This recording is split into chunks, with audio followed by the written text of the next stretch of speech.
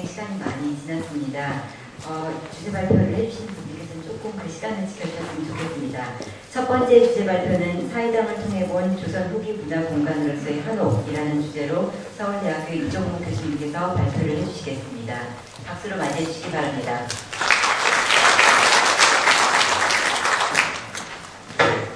서울대 국문학과에 있는 이종문이라고 합니다. 저는 그 국문학을 하는 사람이 이 한옥에 대해서 말씀을 드린다는 것이 듣는 분도 좀 의아하실 테고 저 자신 잘 알지 못하는 문제에 대해서 혹 해를 끼칠까 좀 걱정되는 부분도 있습니다. 제가 오늘 말씀드리게 된 것은 저는 한문으로 되어 있는 고려시대, 조선시대 글을 가지고 읽고 또 연구를 하고 그렇게 합니다. 그런데 조선시대의 글을 보면 사람이 사는 집에 대한 글들이 굉장히 많이 있습니다. 제가 원래 전공은 한시를 전공하고 있습니다만 그 자료에 대한 아주 강한 애착을 느껴가지고 제가 한 12년 조선시대를 중심으로 해서 이 집, 누각, 사찰 등등 공간에 대해서 옛날 문헌에 나오는 것을 조사해서 조선의 문화공간이라고 하는 책을 4책으로 엮어낸 적이 있습니다. 그런 작업을 하는 과정에서 우리 집에 대한 관심이 많았고 또 주로 이 건축 쪽에서 말씀하시는 것은 이 하드웨어 쪽을 많이 말씀하시는데 제가 관심을 가진 것은 그 껍질, 그 집 자체가 아니라 그 속에서 어떻게 사람들이 살아가는가 하는 그 부분에 사실은 저는 관심이 많았습니다. 그러면서 몇 년 전에 또 자료를 보다 보니까 이 조선시대 집에 대한 보고서가 하나 있었습니다. 찾을 수 있습니다. 이 조선시대는 이 기록 문화가, 기록 정신이 굉장히 발달해 있었기 때문에 자기 자신이 살던 집에 대한 보고서도 굉장히 자세하게 담깁니다. 사이당이라고 하는 충무로의 진곡에, 지금은 그 고개조차도 사라졌습니다만 진곡에 사이당이라고 하는 집이 있었습니다. 그 홍씨 집안인데 선조의 딸인 정명공주, 바로 이 인목대위 서공 유폐되었을 때 함께 살았던 이 공주가 노처녀가 될 때까지 결혼을 못하고 살았습니다. 광해군 핍박을 받으면서. 그리고 인조 반정이 끝난 후에 이제 다시 결혼을, 홍씨 집안과 결혼을 하게 되면서 이제 그동안 고생한 것에 대한 보상으로 집을 하사를 하는데 그때 준 집이 바로 사이당이라고 하는 집입니다. 이 사이당이라고 하는 집에 대해서 그 6대가 한 150년 정도 계속 살면서 그 집이 어떠했고 또 조경이 어떠했고 그리고 그 안에 어떤 그 인테리어를 했는가 그리고 그것과 관련된 문학 작품은 어떠한 것이 있는가 하는 것을 상세하게 적어놓은 보고서였습니다. 그래서 그 자료를 보고 흥미를 느껴서 몇 년 전에 번역을 해서 책을 내본 적이 있습니다. 그 점 때문에 제가 이 조경학 쪽에 논문 심사도 또 들어가고 발표도 하게 됐고 또 드디어 제가 건축 쪽에서도 말씀을 드리게 된 것 같습니다. 그래서 오늘은 아까 말씀드린 그 사이당을 중심으로 해서 이 조선시대 사대부가 집에 대해서 말씀을 드리도록 하겠습니다. 시간이 많이 부족하기 때문에 한 15분 정도의 내보겠습니다. 먼저 이 첫 번째 이 사진을 보시면 이게 삼청동에 있던 김매순의 옥호정이라고 하는 집입니다. 서울 시내 이 정도 집을 가지고 있다면 아주 어리어리하고 대저택이라고 할 수 있을 겁니다. 보시면 뒤쪽에 산이 있고 가운데 건물이 있습니다. 그뿐만이 아니라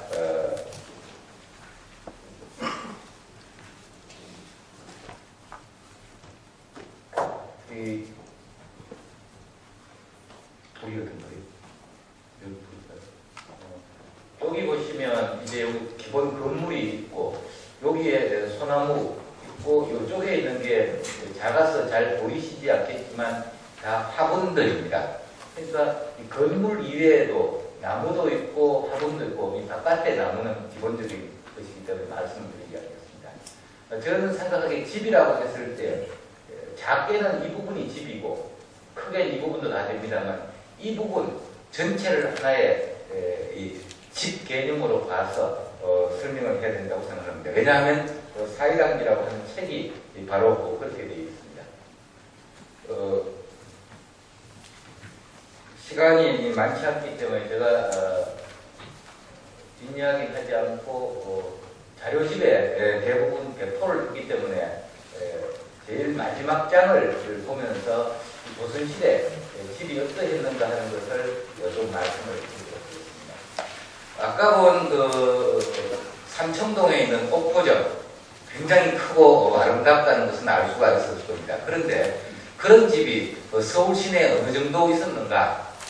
제가 조사해 본 바로 아까 본 사이당 이외에 19세기에 나오는 심상규라는 사람의 가성각이라고 하는 집이 있는데 아마 이 집이 제일 좋았던 것으로 되어 있고 또 주로 1930년대 조선일보에 많은 글을 썼던 문일평 선생이 쓴 고건축 관련되는 자료들을 쭉 읽어보면 서울 시내에 수백 칸 되는 한옥들이 상당히 많이 있었다는 것을 알 수가 있습니다.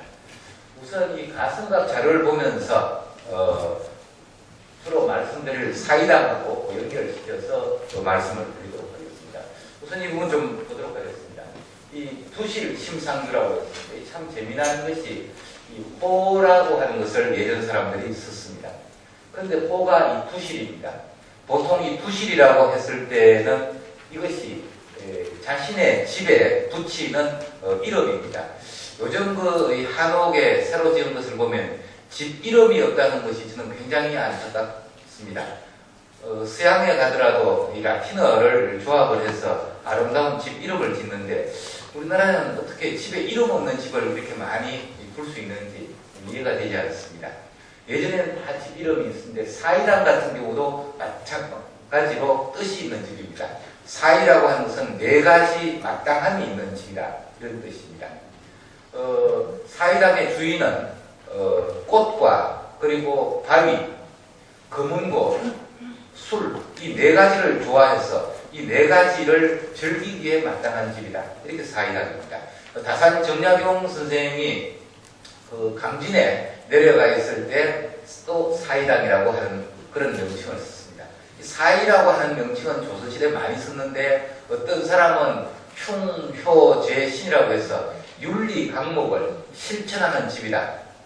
바로 오늘날 이 대학로 근처에 있었던 인평대군의 집이 사이당인데도 그렇게 붙였습니다. 또 어떤 사람은 아름다운 봄날의 꽃, 여름날의 폭포, 가을날의 단풍, 겨울에 눈 구경하기 맞는 집이다. 그렇게 해서 사이당이라는 명칭을 붙인 예도 있습니다. 이처럼 집에는 다 이름이 있어야 되고 그 집의 이름을 예전 사람들은 호로 삼았던 겁니다. 이 호라고 하는 것이 크게 보면 자신이 살던 공간, 예를 들어서 율곡이라든가 이런 경우는 자신이 살던 마을 이름에서 호를 가지고 온 것이지만 그것과 함께 비슷하게 많은 것이 당호라고 해서 자신이 사는 집 이름에서 호로 삼은 것이 많습니다. 우암 숭시연, 그러면 우암이라고 하는 것이 의석음의 집, 굉장히 겸손하게 이야기를 했던 것이고 신사임당, 그러면 중국의 가장 이상적인 여성인 임사라는 분을 스승으로 삼는 집, 이렇게 해서 집 이름을 그렇게 붙여놓은 것이고 그것을 가지고 호로 삼은 겁니다. 흔안스러운, 그렇다면 난초와 눈처럼 깨끗한 삶을 살겠다. 그렇게 집 이름을 지어놓고 자신의 이름으로 살게 됩니다. 아무튼 이 두실, 심상규라는 사람의 당호는 두실입니다. 이 두는 말두자입니다.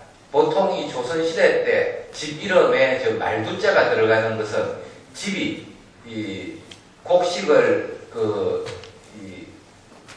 계산하는 이 돼 위의 단위가 말이죠. 100대 혹은 10대가 들어가는 한 말 정도, 그 정도 크기의 집이라는 뜻입니다. 그래서 굉장히 조그마한 집이라고 했을 때 두실이라는 말도 쓰고 혹은 이 개딱지 집이라는 그런 말을 쓰는데 조선시대 때도 이 개딱지라는 한자를 가져와서 자신의 집 1억을 많이 씁니다. 그런데 이 심상규의 가성각이라고 하는지, 이 가성각은 아름다울 가짜 소리 성자, 아름다운 소리가 퍼져나가는 집이라는 뜻인데, 이 당시 19세기 서울 시내 제일 좋은 집입니다. 그런데 그렇게 좋은 집에 살면서도 자신의 호는 두실이라고 했습니다. 그러니까 인생의 이념이 뭐냐 하면, 내가 선대로부터 물려받은 재산이 많아서 좋은 집에 살고 있긴 하지만 늘 이 집이 큰 것이 아니라 내가 오두막에 산다는 그 마음을 언제나 유지하기 위해서 이렇게 명칭을 붙인 것입니다. 경성 송항 쪽에 저택을 지었다. 바깥에서 굽이굽이 이어져 두 방이 된다. 여기를 이어져서 바로 내가 사는 두실, 주로 서재에 해당되는 것이겠죠. 여기를 지나면 난간과 습가래가 이곳을 껴 정당, 보통 조선시대 정당은 잘 아시겠지만 어떤 외적인 사물을 보고 손님 많고 하는 그런 곳이죠.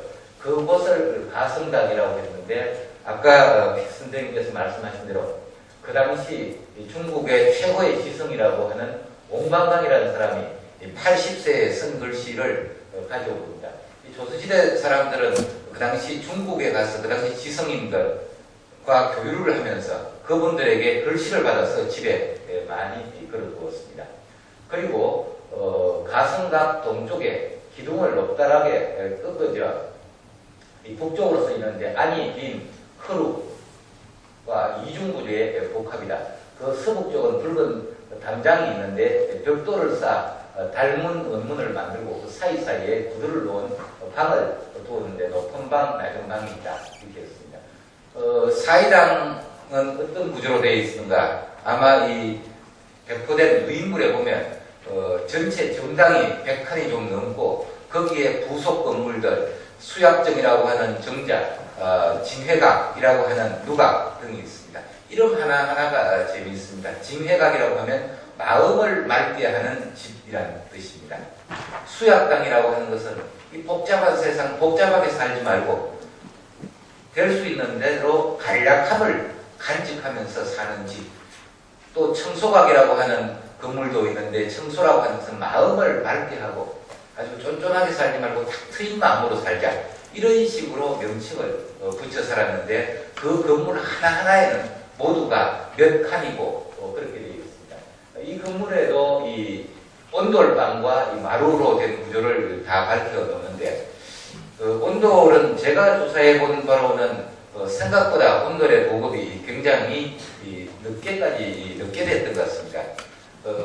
19세기 무렵에 온돌이 서울 시내에 굉장히 보편화된 것 같은데, 이때 집 구조가 변화하는 것으로 되어 있습니다. 그 전까지는 마루와 그 온돌의 비율이 대략 마루가 2라면 온돌이 1이었다고 되어 있습니다. 그러니까 난방에 크게 신경 쓰지 않고 노인들이나 병자들을 위한 공간은 온돌이었고, 나머지는 주로 마루 생활을 하다가 19세기 무렵부터 마루가 1이 되고 방이 2가 됩니다. 곧 온돌이 마루방보다 많아지면서 이제 온돌이 그만큼 더 보급이 확산되고 뭐라고 할까요? 좀 내적인 혹은 프라이버시와 관련된 그런 문제가 생기는지 닫힌 공간화 된다는 것, 그런 느낌을 볼 수 있습니다. 그리고 아까 이 피트 선생님께서 온돌 이야기를 하셨는데, 최근에 국립도서관에 있는 자료 중에 소문세설이라는 책이 있는데, 그 책은 조선시대 기술과 관련되는 내용을 적었는데, 그 중에 일부가 바로 이 조선 왕실의 온돌 수리를 하면서 했던 그 이명이라는 사람이 있는데, 그 사람이 이 돌로 구두를 넣는 것이 너무 힘들고 자꾸 구들이 잘 꺼지고 하니까 벽돌을 가지고 이 구두를 넣고, 또 이 굴뚝을 개량해서 굴뚝으로 굴뚝을 만드는 그런 일을 했는데, 그 책을 가지고 이 정항식이라고 하는 책을 쓰고 그것을 한글로까지 조선시대 때 번역을 했다는데, 지금 번역본은 남아있지 않고 이 한문본이 있는데, 온돌에 관심이 있으면 그 책을 보면 이 궁궐을 포함한 당시 새로운 양식으로서의 온돌이 어떻게 놓였는지 하는 것이 나옵니다. 그만큼 이제 새롭게 온돌에 대한 수요가 많이 나옵니다. 계속 보면 그 뒤에 1당, 2당, 3당, 그러니까 한 집 내부에 건물이 정당이 있고 또 누각이 있고 1당, 2당, 3당이 있다는 겁니다. 그리고 속당이 있습니다. 그리고 이제 그 안에 무엇으로 채우는가에 대해서 말씀을 드리면 이 집은 책을 4만 권을 쌓아두었다는 겁니다. 사이랑에는 무엇을 두었느냐 하면 잘 아시는 그 유명한 비석들에 대한 탑본, 예를 들면 이 북한산에서 발견된 그런 고비의 탑본이라든가 혹은 유명한 사찰에 비석에 새겨진 글씨들, 또 중국에 있는 유명한 비석, 그 탑본을 떠서 그 집안에 보관을 하고 책도 보관하고 또 붓글씨 그리고 그림들 그런 것들을 일종의 인테리어 개념으로 아까 피터 선생님이 말씀하셨습니다만 인테리어 개념으로 가진 서화들을 가득 채워 놓은 것으로 되어 있습니다. 여기에도 보면 이제 일종의 도서관 기능을 할 정도입니다. 4만 권 같으면. 그러나 축소한다고 했을 때 그 한옥에는 책이 들어가 있어야 된다는 것, 그리고 다른 그림이나 글씨, 그리고 약간의 골동품 그런 것이 있어야 된다고 생각을 합니다. 여기 보면 그 가운데가 이제 영당, 바로 조상 제사를 지내는 곳인데 조선 후기에는 이 초상화를 그려놓고 이 초상화를 가지고 이 제사를 지내는 그런 풍속들이 상당히 널리 퍼집니다. 그래서 영당을 만들어 두었습니다. 그리고 이 영당에는 선조의 영정을 두었다고 되어 있습니다. 그리고 사이당지를 보면 책 이외에 골동품을 굉장히 많이 두었습니다. 이 사이당에는 그쪽에 살던 사람 중에 홍량우라고 하는 분이 있어서 이분이 중국에 왔다 갔다 하고 또 이 집안이 부마 집안이니까 왕실에 내려와 오던 이 골동품들을 가지고 있었기 때문에 그것을 많이 만들어서 소장하고 있어서 비치를 놓습니다.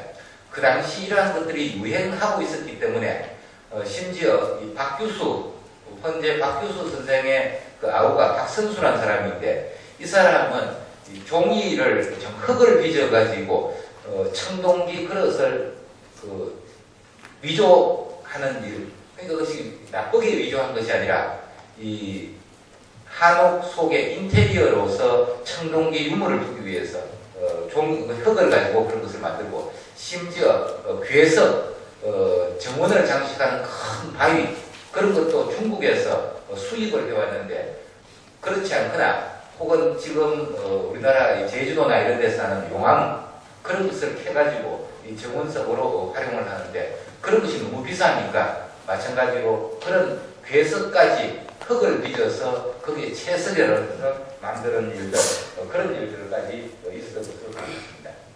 그리고 이 가슴각 앞에 조경 이 꽃나무를 어떻게 키웠는가 했을 때 작은 집 몇 칸을 만들어서 기화이초를 심었다고 했는데 조선시대 때는 온실을 두어서 운영을 했습니다. 왜냐하면 서울에 자랄 수 없는 이 화초들이 워낙 많기 때문에 그 화초를 키우기 위해서 온실이 있고 또 그 화초를 배열하는 것 그런 것도 상당히 이념을 가지고 했습니다. 이 집 같은 경우에는 이 종려나무를 심었는데 이 종려나무는 남방 열대 지역에서 나는 식물입니다. 그래서 조선시대 때는 이 종려나무 이외에도 흔히 파초라고 알려져 있는 중국산 바나나 나무 그리고 소철 그런 수입 식물들도 많이 심어두고 있습니다. 그리고 상화로 만든 상, 통유리로 된 벽이 있었다는 겁니다. 우리나라의 집에 유리를 달기 시작한 것은 일제시대라고 알려져 있습니다만 이런 자료를 보면 이 만벽경이라고 해서 벽 하나가 아예 통유리로 된 집도 19세기에 등장했다는 것을 알 수가 있습니다. 그것 이외에 다른 기록들을 보면 이 의항에 건붕어를 키우고 그런 것까지 방 안에 다 조성이 되어 있습니다. 여기 보면 나머지 기물들이나 완상품 그런 것을 아주 법도 있게 배열을 해놓습니다.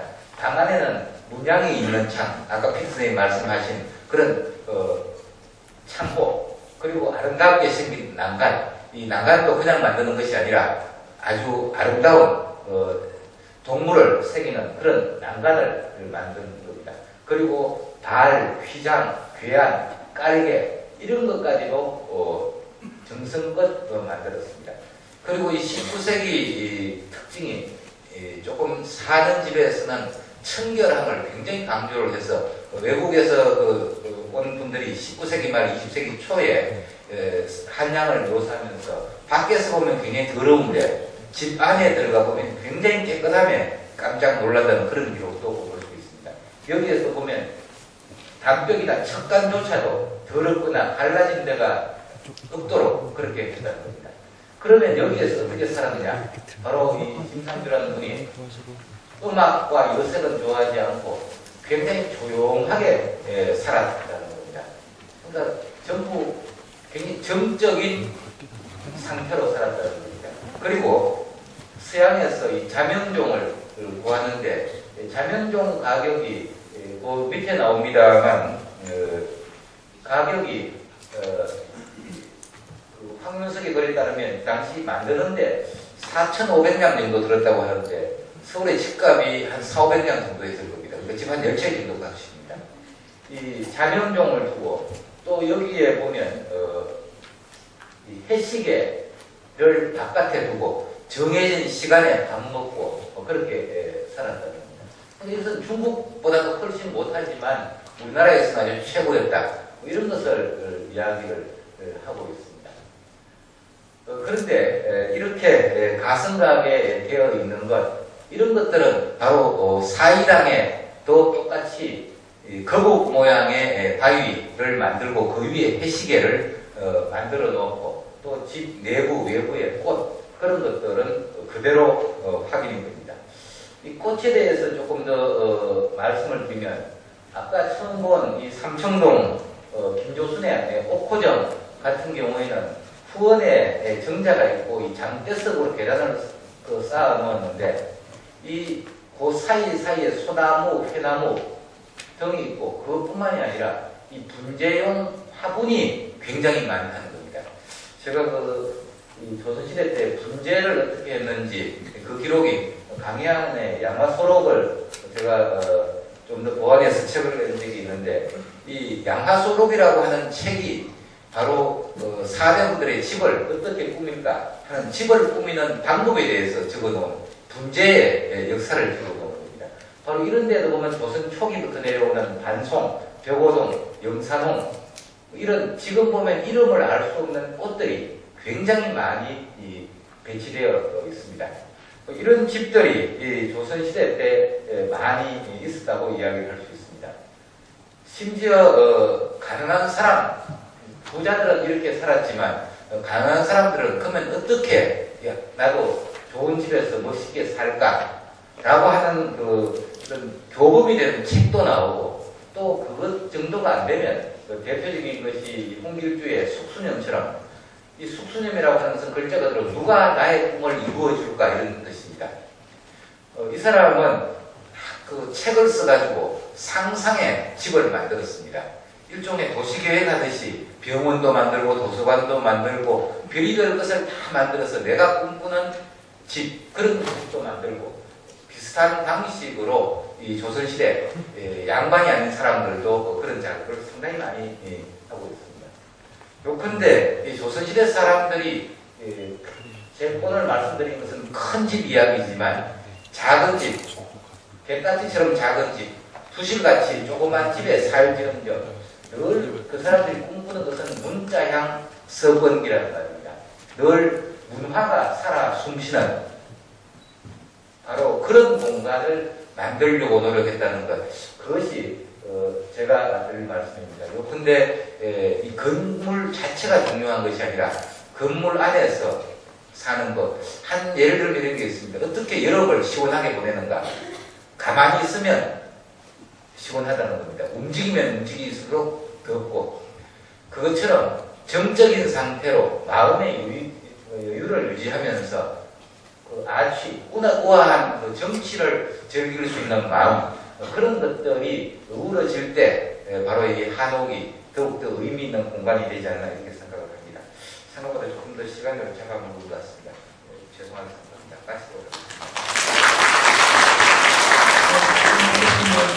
감사합니다.